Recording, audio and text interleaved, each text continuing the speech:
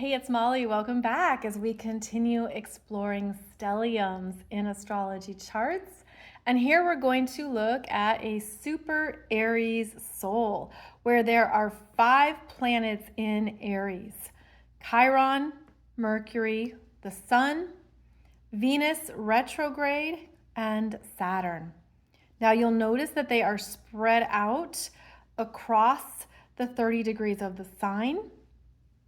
And you'll also notice that right here, that north node is at 29 degrees of Pisces, which means it just moved into Pisces and was previously in Aries right before the birth of this individual.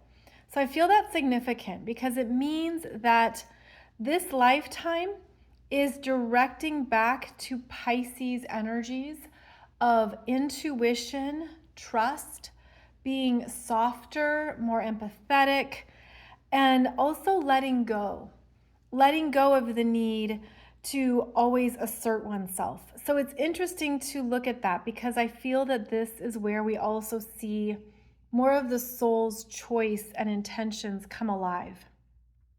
Now, in this chart, the Aries energy is spread out, right? It's not all conjunct. But it brings our attention to the Aries needs and expressions that are showing up and will be developed in this lifetime. The Aries energies are pioneering, leaders. This is a lifetime where someone is meant to handle things on their own. They're meant to be developing courage and the ability to do something their own way.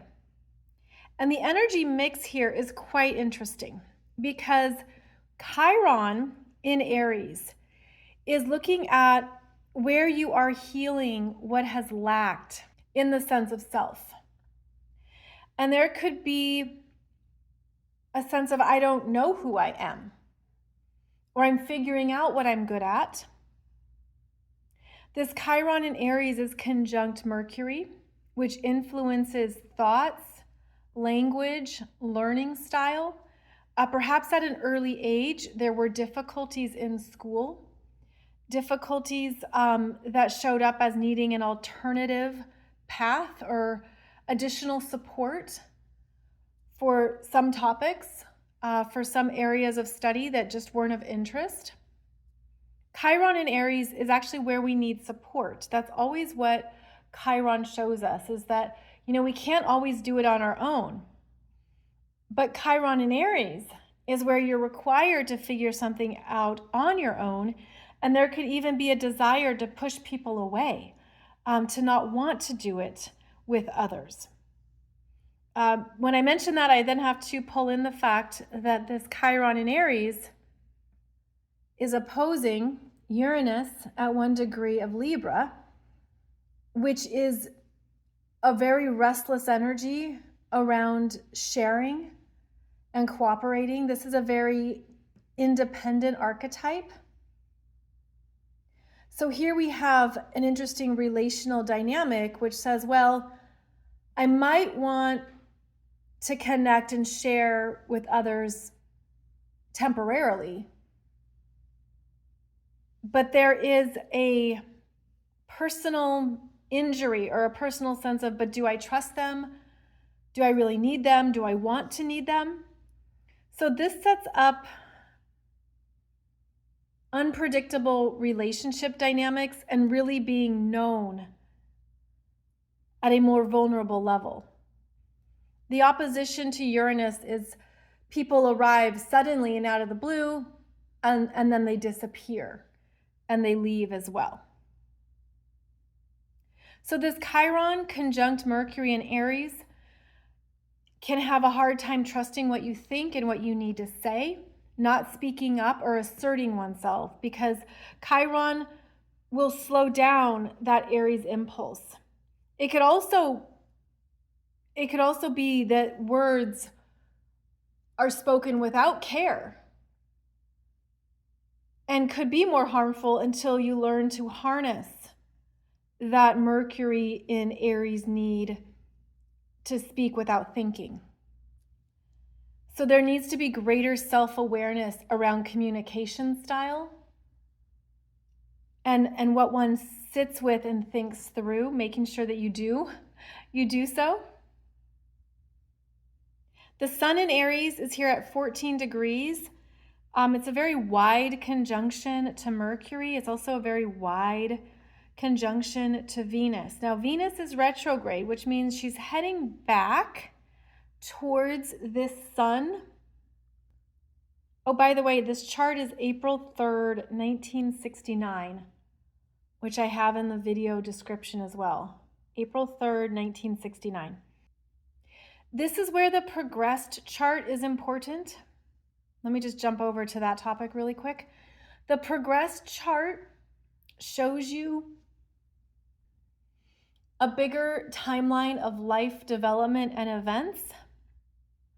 And if you're born with this Venus retrograde, Venus would have stationed direct sometime in early life, and that would have changed something important in your Venus in Aries expressions. So that progressed chart, let's say Venus, I'm going to make this up, Venus retrograded to 18 degrees of Aries and then stationed direct. This individual would have had something that she came to understand about herself that she loved and enjoyed, like a new part of herself that she was good at around 4 or 5 years of age. And that would have been a turning point in her self-esteem and self-confidence. If you are born with any personal planets retrograde, you want to notice what changes for you through your progressed chart. I teach that. I have a program, how to read your progressed astrology chart.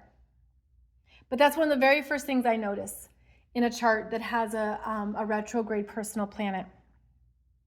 Whether it's retrograde Venus, retrograde Mercury, or retrograde Mars.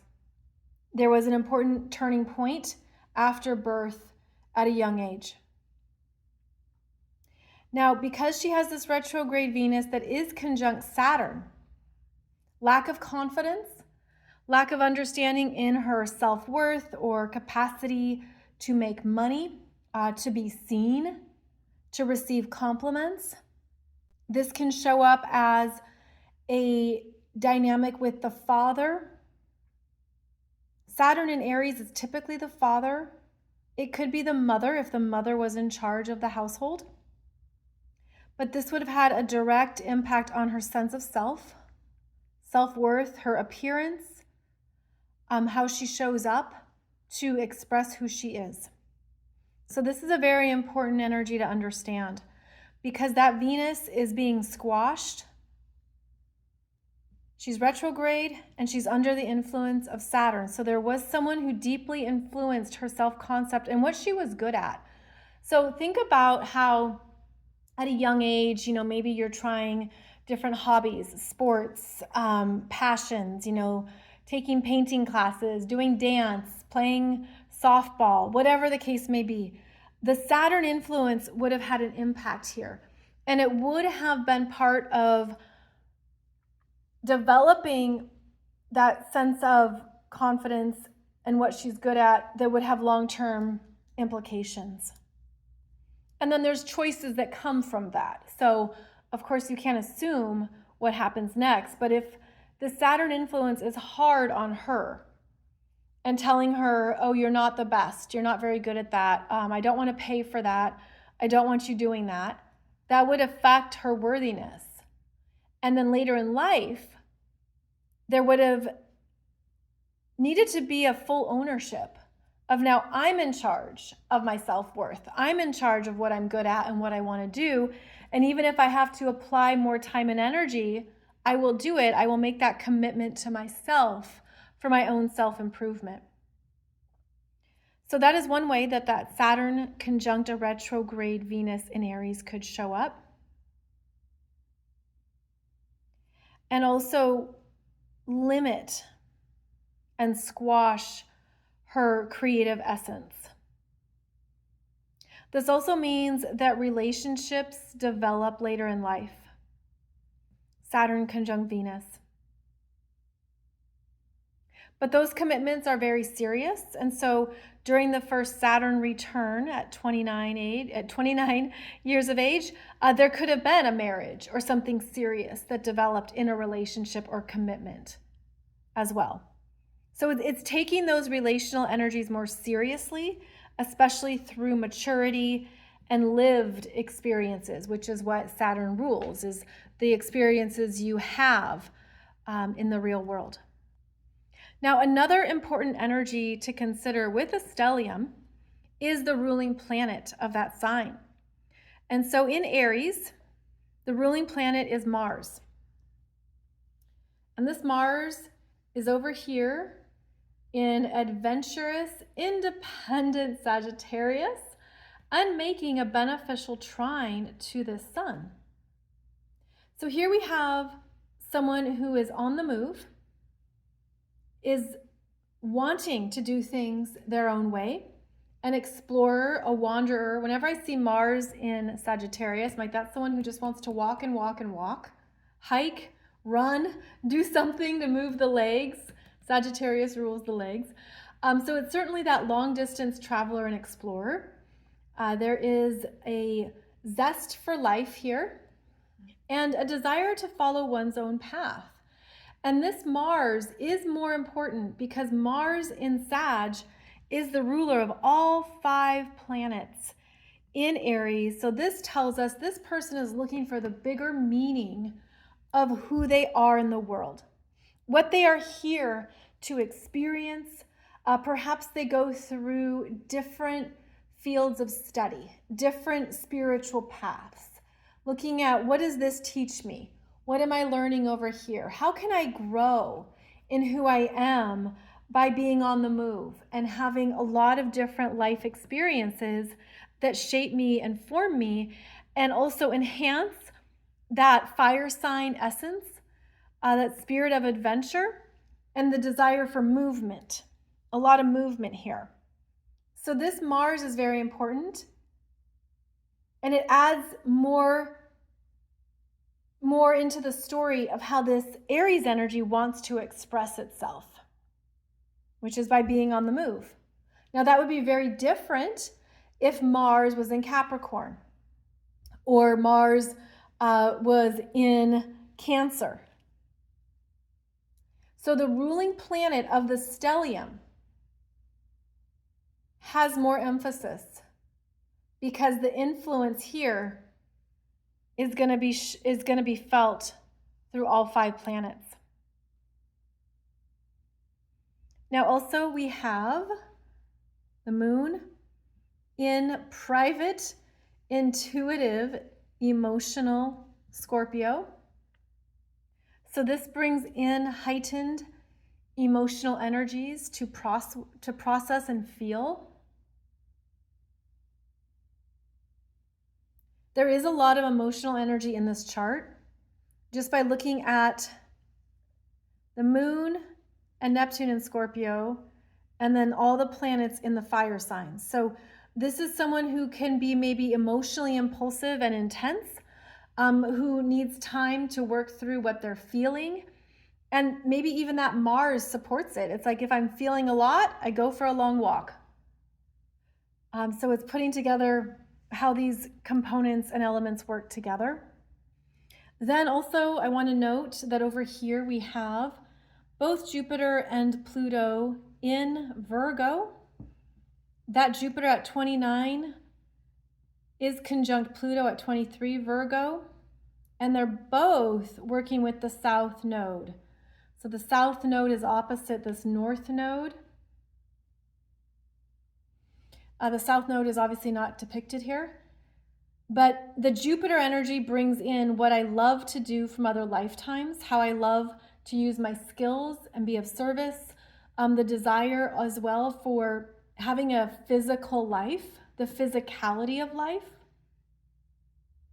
And the Virgo energy is interesting when coupled with Aries, which is also the body. So the body in movement and then body care, body healing, how you take care of oneself and a lifestyle that supports it.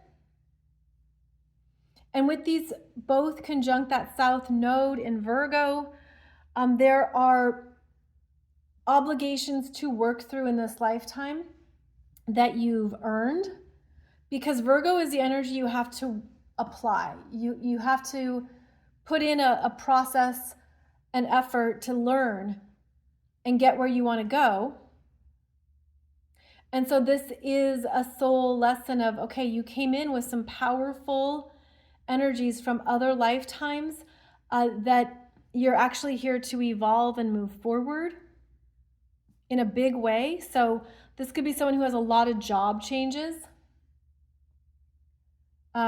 They've done a lot in previous lifetimes and they're here to use those skills. But then they're learning through that Pisces North Node to not be too hard on yourself, to not have rigid self-expectations, to be able to close out and complete things, and to find the spiritual growth, what you were learning. And I love that this North Node in Pisces trines Neptune in Scorpio. Neptune rules Pisces. So there's a sense here of connecting to a bigger spiritual purpose that is driving one forward. And also this Neptune would be supporting what the Virgo energies are closing out. So just an understanding and run through of this particular chart. And so how all these components play into this Aries self-identity journey. Who I am, what I'm about in this lifetime, what I need, how I'm here to live life on my own terms and to follow my own unique path. How I'm here to be more independent, more brave, and what that means with a driving spiritual intention.